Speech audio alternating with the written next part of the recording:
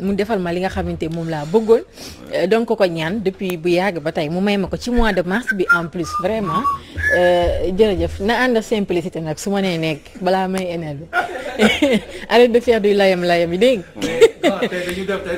mais kan la leen di ndurool nii bon tu ressembles le préfet de Dakar. Le préfet. Oui. Préfet. Le préfet. waaw da ngeen di nuroo. Fatou waroon am ngeen tere de.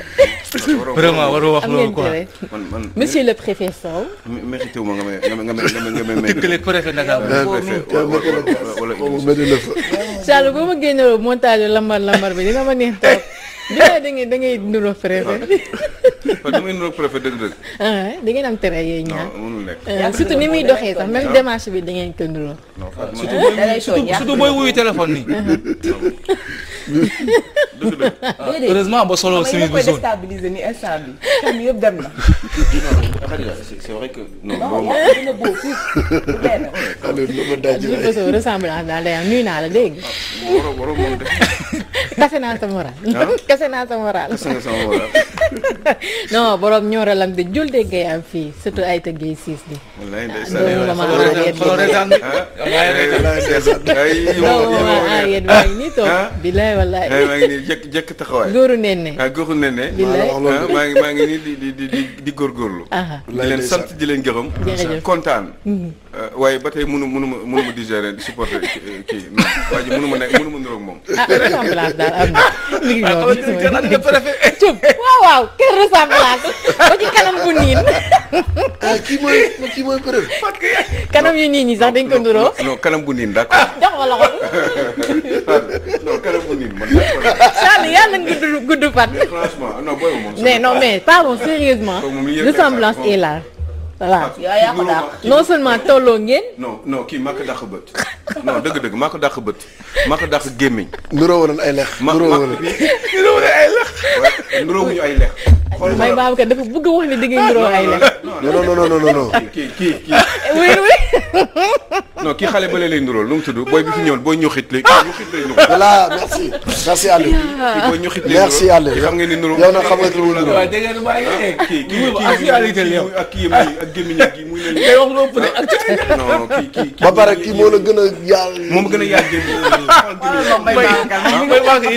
le constat est là le constat est fait. ressemblance nga nii. waaw ay waay ndeke seex feeñ na yow. jumeau da ngay am fii. non nuroo wuñ gémmiñ. non bi la suñu tool nuroo wuñ gémmiñ. kon gémmiñ gi nuroo wuñ ko laa yor. mais tu acceptes le niinaay. non niinaay bi moom d'accord mais niinaay bi mooy sama yar day. tey xarit dina leen niinaay bi quoi xarit dina leen niinaay bi tey. léegi nag actualité balaa ñuy commencé di ma clash naa maa dangaa jël taawu Aliou Sow te xam nga ne dama bëgg Aliou Sow yeewu moo taxit ma réparé li ma kii woon ndax préfet gi li ma mën lool moom yéeg na mi ngi doon comme chaque matin lune boo bu ñëwee rek ñu daal di indi humeur sur ce plateau ñu loolu la ñuy ubbee rek li nga xamante moo di actualité yi ak Walf Quotidien ñu permettre Pathé mi ngi mu soufflé waat ndax dafa reetaan bay bëgg a dee ayca Boubacar Boris Diop écrivain alors moom nee na pour 2024 Macky s'est mis hors course tout seul. hors course moo gars li mu wax rëy na de. ci olof noonu lañ ko doon waxee pour Sénégalais yi ñu déglu. moom génne na boppam ci rang bi ci course bi moom génne na boppam ci course bi. parce que Macky Sall moom moo waxoon en 2016 nee na man maa ngi ci sama premier mandat. constitution 2001 bi nee na kenn amul droit am deuxième mandat dinañ ko gën a verrouiller ci référendum bi léegi dama leen di ñaan après 2019 bu ma yàlla mayee beneen mandat boobu mooy doon sama deuxième et dernier mandat définitivement waaw xanaa wax day fin. jeexul. Macky Sall moo ko wax.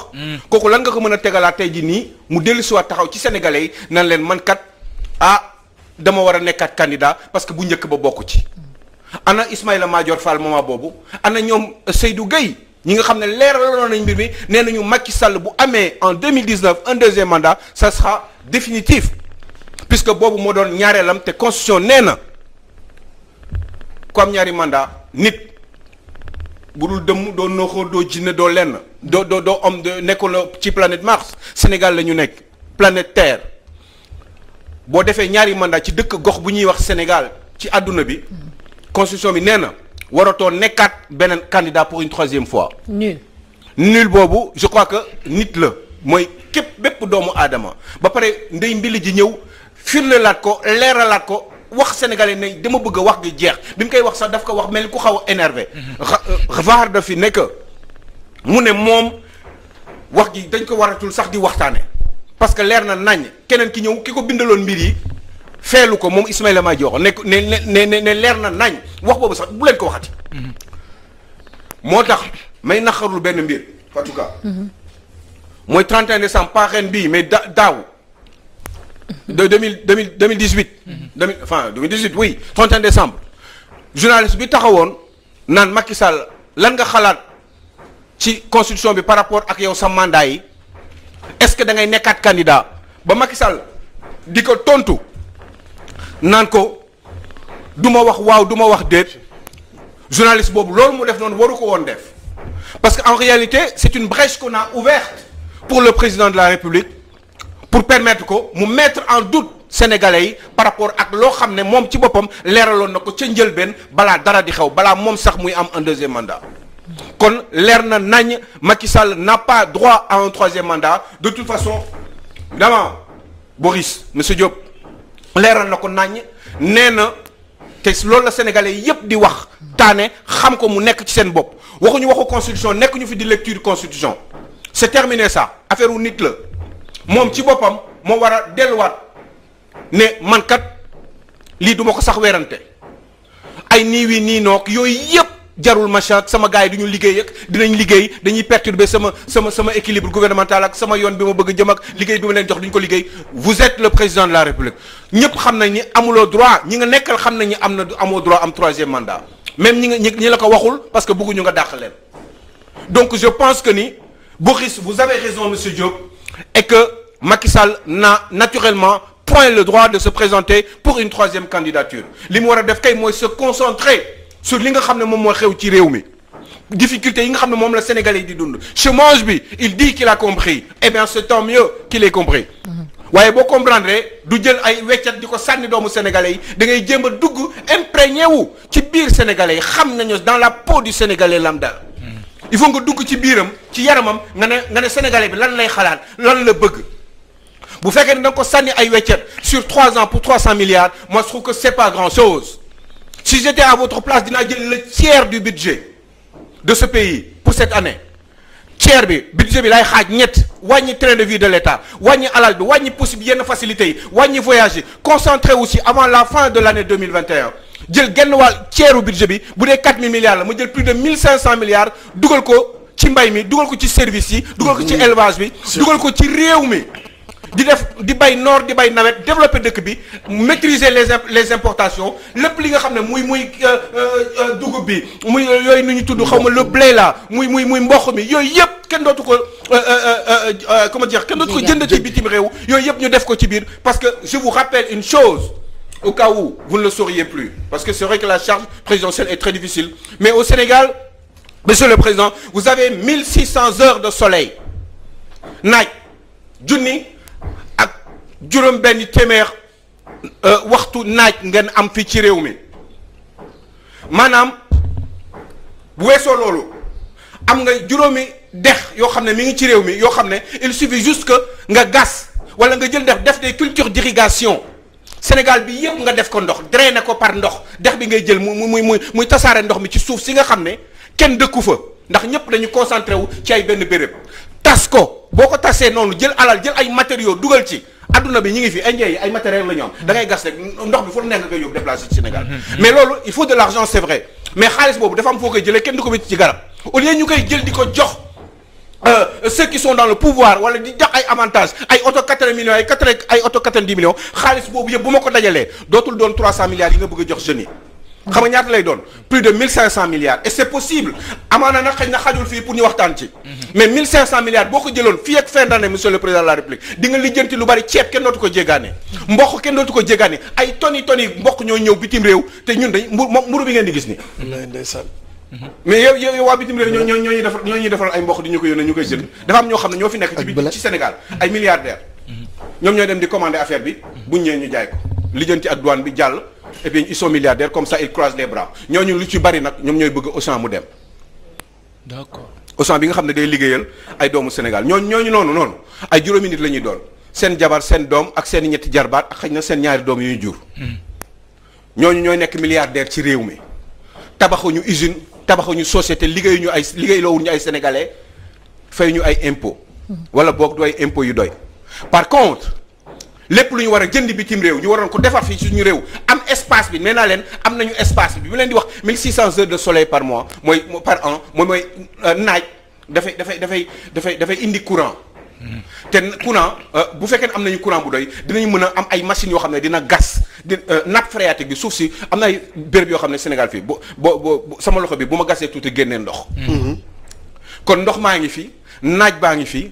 Eh bien matériel bi da ngay dem rek jëndi ko bitim réew tas ko def li nga war a def ay culture maraîchère def ay culture sur comment dire loolu li ma doon wax léegi mboq mi def yi nga xam ne ñun dañ ko soxla nga def mboq bi ba pare defar ay ngooñ parce que même desitu blé beeg desitu gerte bi yooyu yëpp xar yi mën nañ ko lekk nga xam ne même yàpp bi dafay yomb dootul jarati kilo yàpp warul jar 3000 francs CFA ci Sénégal fii kilo yàpp xar 3000 francs CFA kilo yàpp 1000 francs la waroon jar wala 700 francs fii ci Sénégal ginaar téeméer la waroon jar wala 700 francs benn ginaaru 3 kilos loolu yëpp parce que xam nga lu tax parce que yu bari dañ koy jéggaane bitim réew loolu moo tax donc en mon sens il faut organiser tout ça monsieur le président jëlal 1500 milliards ci 4000 milliards yi nga yor wala 4500 milliards yi nga yor nga dugal ko ci askan wi. wàññi train de vie de l'État. am na yenn secteur yoo xam ne kilo yàpp 4000 la fay jar ah. yaa ngi wax 3000 mais man lu yàggu dara 3800 la ngay jëndee. kilo yàpp mu nekk yoo xamante ni waaw di bi nga def di bi muy 6000. mu nekk des choses yoo xamante moom la ñu war a régler ah. dans l'immédiat plutôt que de parler ay affaire de troisième deuxième mandat dañu war a wàññi dañu wàññi train de vie de l'État bi rek mais am na ñoo xam ne ils gagnent ay 20 millions par mois fii Sénégal fii waaw si am na ay directeurs généraux yoo xam ne boo boolee seen salaire ak seen avantage yi ñu am yëpp ak seen oto ak seen bon licence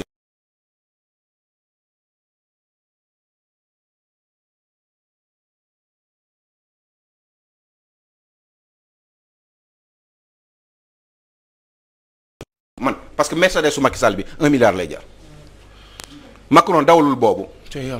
Macky Sall bu jógee fii nii dem France ñetti fan ak gàngoor bi avion bi fees mu toog fa 3 jours liggéey li muy liggéey dellu soir Macky Sall 500 millions lay dépensé ci avion bi.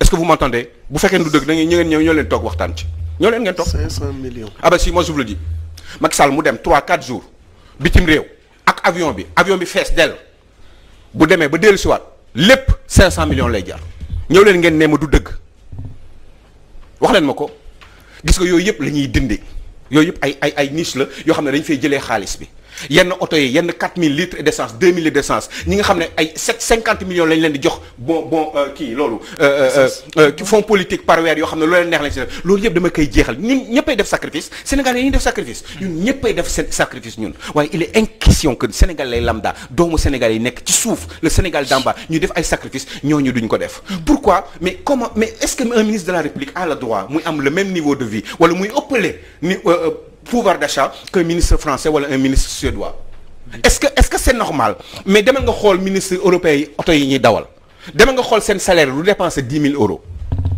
demal nga xool ko Emmanuel Macron tey 25 000 euros lay gagner par weer compte leen ma 25 000 euros matul 13 millions de francs CFA da ngeen wax gi mais ñun suñu président xamuñu ñaata lay gagner on sait juste que il a 8 milliards à 10 milliards yoo xam ne lu ko neex la ci def ci at bi te amul justificatif. Vous pensez que c'est normal dans un pays comme ça yéen yaa ngeen di imaginer Macron téye fonds politique en France mooy président France 65 millions d'habitants France presque 4/5e puissance économique du monde mais ngeen yaakaar ni Macron moom moo téye fonds politique yi déedéet Macron téyewul fonds politique en France Macron day soxla ñu dem jox ko c'est le premier ministre qui tient les fonds politiques parce que lui il est responsable devant le Parlement et quand on est responsable devant le Parlement on est contrôlé par le Parlement maanaam xaalis bi ni yëpp Aliou Sow bokk na ci li nga xamante ni moo révolté woon xale yi ba ñu daal di génn te loolu ba tey nag mi ngi am suite parce que moo nekk à la une de Source A saccage des locaux de RFM Mbacké d'une station de service Total et de l'agence Sonatel de Touba 9 casseurs placés. Mais oui. Parce que au début ils étaient au nombre de 28 mais ñi nga xamante ñoo ci mineurs yi ak élèves yi ñoom lañ leen libéré mais ñi nga xamante ñoom ñoo dépassé âge mineur nekk ay majeur ñoom instant bi placé nañ leen sous mandat de dépôt. xam kooku kan laa koy xalaatal. mooy ki ñu laaj keroog ci télé bi ne ko sëñ bi yow la nga xalaat ci grève bi. mu ne moom daf ci maar quoi parce que mënul sax dem def ay courses pour doomam ci Auchan bi. yaay dof. égoïste yow doo nit. loolu la tontu nee na moom dafa maar ci casseur yi dëkk bi du dëkk droit mënul sax dem moom nee na mënul sax dem ci Auchan bi pour def ay courses pour ay doomam. mais am na ñoo xam ne jegewuñu mënu xalaatuñu sax jege Auchan. wallaay ndeysaan. dégg nga wax gi. xalaatuñu sax jege Auchan. yow foofu nga toll ci xalaat. moo tax dama dégg benn journaliste wax ko ndeysaan mu ne il faut ñu bàyyi xel ci ne am na ñuy dëkk ci gox yi ndeysaan Auchan romb xool ko rek lañ ci am. amuñu. def Moustapha la merci beaucoup Moustapha très bien merci Pathé mu ne am na ñoo xamante nii xoolal dugg ci Auchan bi luxe la. ci ñëw mais imagine wul ci seen dund sax ne est-ce que dinañ am 100 francs wala téeméer bu ñu mën a duggee biir Auchan. mais benn vidéo xam nga xale bi lu mu wax Alioune. mu ne meew mii de mënul naa dund ba dee te du ma ko te du ma ko mëq. ci Auchan bi de ñooñu fàttu ko ñooy kase yi ngay wax nii ñi ngay tudd nii ñooñu la ñuy. ndeysaan ñooñu dañ leen xiifal ba pare. ndeysaan vous savez y a ce qu'on xaw ma nu ñu koy waxee en wolof y a ce qu'on appelle en politique une stratégie d'asservissement des populations maanaam population yi da nga leen di kii da nga leen di nësaxal ba duñ tàll ci dara. da nga leen di.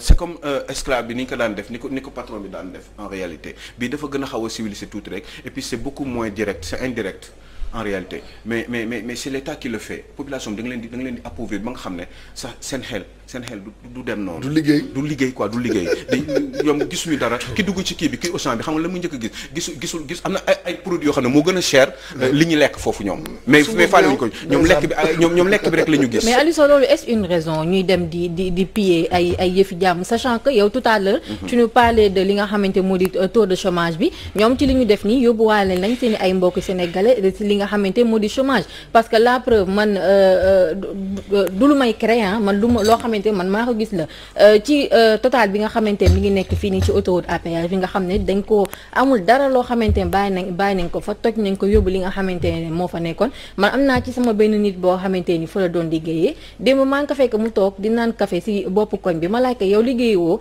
mu ne ma non instant bi maa ngi chômage pour 6 mois ba ñu defaraat affaire yi mu revenir à la normale. mais est-ce que kii def li xam na li ngay wax ni yow.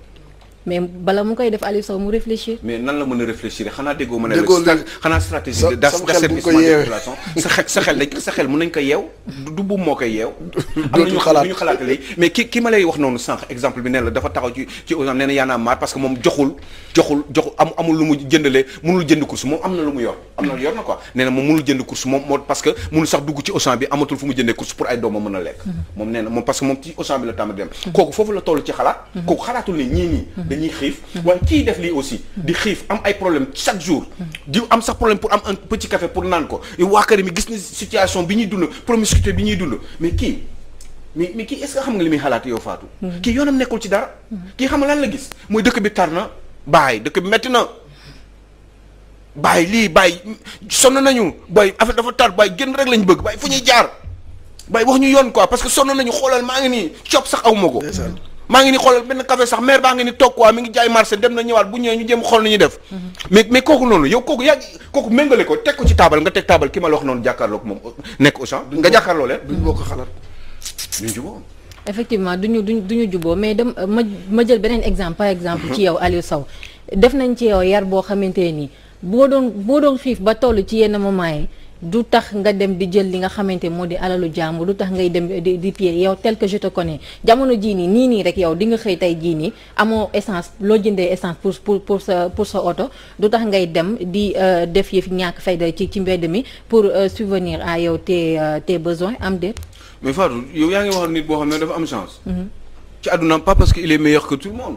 mais parce que il a juste eu de la chance mais gauche yi ngay gis ne ñuy toj nii am na su ñoo xam ne xëy na bu yàlla dimbali woon ñu toppatoo leen ci yóbbu leen ci benn circuit di nga gis ay ñoo xam ne romb nañu Aliou Sow xajuñu ci moom mais c'est parce que dañu situation fi comme on dit on ne choisit pas sa famille fi ñu dëkk noonu yow lan nga si mën kooku noonu mënoo ko méngale ak man parce que man dama am chance man xaw ma gaal yii nii bi ñuy dem tugal dañ naan ci dëkk tubaab bi rek lañ jëm xam si tubaab bi si on va chez les blancs mais on ne sait pas exactement dañuy ñëw ci avion lañ dugg ñëw toog ñu dugal ci ay écoles yu baax am chance di màgg ñu jox ñu ay bourses françaises màggaloo ñu mënoo ko comparer ak ñi Fatou ce n'est pas possible. ayca rapidement Khadija pour ñu jàll ci le mandat image yi ñuy jàllale à la télé donc boo gisee la chaîne européenne yi ci bëri dañuy naan c'est la fin qui les a guidés. loolu la ñuy wax lu bëri parce que kas nag du ñàkk ci ay manifestations ba malgré que ñu ngi koy déplorer mais boo xoolee comme manifestation yi amoon États-Unis donc après mort George Floyd bi et tout ça ñoom fa leen jubali ci boutique Louis Vuitton yi ci boutique yi cher yi ñoom ay yére yooyu moo leen intéressé woon en fait parce que lekk xiifuñu quoi ñoom xiifuñu donc fii boo gisee à l'image internationale bu ñu la wanee comme boo seetaanee yenn chaîne internationale yi lañ la lay wan le Sénégal a faim. C'est la fin qui les a guidés. C'est l'affirmation moom, c'est la fin qui les a guidés. C'est une affirmation boo xam ne ça justifie exactement li kii wax. d'accord kon xiif daal moo tax ñuy dem di daal di def yooyu noonu. waaw ba tey mën na ne ayca il faut que ñu daal di dem tu m'excuses ah Pathé parce que waxtu bi daf ñoo tënk. ñu daal di daw yër li nga xamante moo nekk ci le mandat bu ñuy xiifee bay dem di piller ay yëfi jàmbur am na ñoo xam ne instant bi Aliou Sow feebar mi ngi leen di tëral te d'ailleurs tey yaakaar naa mooy seen journée alors prise en charge des insuffisants rénaux le Sénégal à la traîne ñi am feebar boobu ñi ngi dund. en général ñi ko am yëpp est-ce que xam nga c'est lié ak xiif. parce que des fois lekk bu bon. moo lay yóbbu ci insuffisance rénale. parce que lekk diwlin bu bari la tension bu bari. lekk ay lekk yu suukare. lekk dem ba sa rein yi dootuñu mën a si liggéey. lekk yu bon yi ñuy lekk ni lu ci bari mooy indi affaire bi. en général. donc forcément on peut pas dire que ni mbir mi amul liaison. c'est vrai que c'est le 11 aujourd'hui. journée mondiale wu ñi nga xam ne dañ leen di dialyser. mais tey jii nii képp ku ñu déggoon fii léegi nii am nga Covid ñu yóbbu la daar ku woote léegi ñu jël la yóbbu la dem faj la ba nga wér. pourtant ku am diabète wala ku ñu war a dialyser dañ lay seetaan ba nga dee. oui ils n'ont pas les moyens. bàyyi leen ci xel journée 11 bi dialysés yi 20 000 dialysés chroniques kit bi xam nga ñaata lay jar pratiquement 50 à 60 000 francs CFA selon béréb bi nga féete entre 46 000 ak 56 000 disons allez je suis gentil moins de 60 000 kit bi pour chaque semaine nga dialyser benn yoon parce que dialyse bi il faut nga def ko 3 fois pour mën a normal donc il te faut à peu près 150 000 par semaine pour nga dialyser pour nga mën a normal ñuy raxas sa deret boo amul xaalis da ngay dee. te foofu dootul affaire comme ni ñuy amee prise en charge Covid 19 bi de. xam nga tey jii ni ku am Covid ñu yóbbu la prise en charge. faj la ba nga wér gratuitement mais ku am dialyse kenn du la faj ba nga wér gratuitement dañ lay bàyyi nga dee parce que c'est la maladie du pauvre parce que c'est la maladie de celui qui n'a pas les moyens en général dialyse Sénégal dafa waroon gratuit. 20 000 personnes war nañ leen maximum war nañ leen mën a dialyser gratuitement dans ce pays-là waaye boo ko amul da ngay dee chaque jour il faut que nga joxe à peu près 40 à 50 000 francs CFA par jour te boo ko il faut nga def ko ñetti yoon ci semaine bi pour mën a faju pour mën a à peu près normal ñu raxasal la sa deret parce que rein yi mënatul raxas yàqu na waaw loolu. boo amul xaalis kenn du la ko defal état bi du la prise en charge. non am na ñu am prise en charge Aliou Sow ñoo xamante ni des fois ñi ngi def li nga xamante moo di seen i ay dialyse te du ñu génnee somme boobu noonu. oh c'est un petit millier de personnes. ah mais n'empêche que. non mais waaw mais amal tey fii 100 000 personnes yoo xam ne dañu atteinte de Covid 19. dinañ leen faj par force. 100 000 là 100 000. Il y a 20 000 dialysés chroniques maximum au Sénégal. tey amal mënuñu leen faj de. d'accord 1000 nga ma wax. ok man quand c'est petit là comme ça j'en parle pas. léegi tey Fatou indil naa la 100 000 personnes yu am Covid 19. Sénégal dina leen faj par force. pourquoi laajte woo loolu yow Fatou. non lu tax duñu leen faj 100 000 personnes am tey jii nii Covid 19 feebar bi. dina leen faj képp ku am Covid 19 boo ko déclaré ci numéro téléphone bi ñu lay woote boo demee ñu faj la. te la prise en charge toppatoo la ba nga wér ñu suivre la bàyyi la nga doog a dem sa kër dañuy toppatoo bay toppatoowaale sax say baakar yi nga xam ne xëy na am nañu yaakaar ni xëy na mën na leen dal. est-ce que du parce que c'est moins grave que beneen maladie bi parce que Covid-19 amaana neex na traité donc donte am nañu siy ñàkk li nga xamante moo di seen bakken mais bu ñu jëlee par exemple insuffisance rénale c'est beaucoup plus compliqué parce que am na ñoo xam ne tey Aliou Sow transplantation de rein lañ leen war a defal loolu rek am na ñoo xam ne mën naa ne ñu ngi ci couloir de la mort di xaar ñu def leen li nga xamante moo di transplantation. waaye en attendant parce que transplantation bi il faut que ñu xool koo xam ne yaa leen en général da ngeen di bokk famille da ngeen di compatible rein bi il faut mu nangu te mun ngeen compatible sax nga defal ko mu rejeté ko man gis naa koo xam ne def na ko mais li am solo xam nga mooy lan mooy en attendant que nga nekk ci couloir de la mort comme tu dis mais en attendant mais au moins ñu lay faj ngay dund di nekk sa njaboot di am un bonheur mais pourquoi duñu la faj gratuitement une bonne chose hein en tout cas c'est bien d'en parler si li nga xamante moo di maladie bi ndax ñi ko am fii bëri na jërëjëf Lune Bo na la yàlla sàmm et on te retrouve inchallah lundi j'espère que j'ai bien travaillé inchallah comme d'habitude Aïcha ñu daal di ñëw jël suñu rubrique trucs et astuces Machallah